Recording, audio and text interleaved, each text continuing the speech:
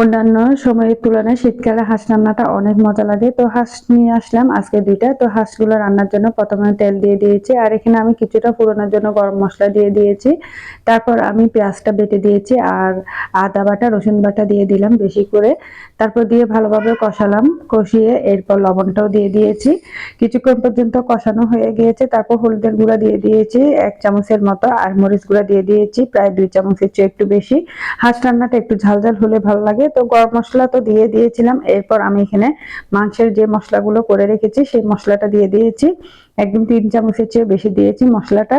কারণ এখানে হাঁসের মাংসটা অনেক ছিল আর আজকে হাঁসের মাংস কাটাটা আমার অনেক পছন্দ হয়েছে। বাজার থেকে হাঁসের মাংসটা আমার কেটে পরিষ্কার করে তারপর নিয়ে আসলো। এরপর মশলাটা ভালোভাবে কষালাম। এরপর আমি হাঁসগুলো এখানে দিয়ে অনেকক্ষণ পর্যন্ত কষিয়ে নিয়েছি। আজকে হাঁসের মাংসটা অনেক সুস্বাদু হয়েছিল। তো এই যে যাই হোক অনেকক্ষণ পর্যন্ত কষালাম একদম মাংসগুলো নরম হয়ে আসা পর্যন্ত। এই যে ভালোভাবে নাড়াচাড়া করে তারপর ঢাকনাটা দিয়ে আরো কিছুক্ষণ রান্না করলাম। তারপর আমি এখানে কিন্তু গরম পানিটা ইউজ করেছি যেহেতু হাঁসের মাংস যেন তাড়াতাড়ি হয়ে যায়।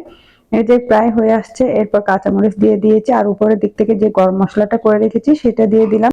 তারপর গরম গরম পরিবেশন করেছি। অনেক মজাই হয়েছিল আজকের হাঁস রান্নাটা।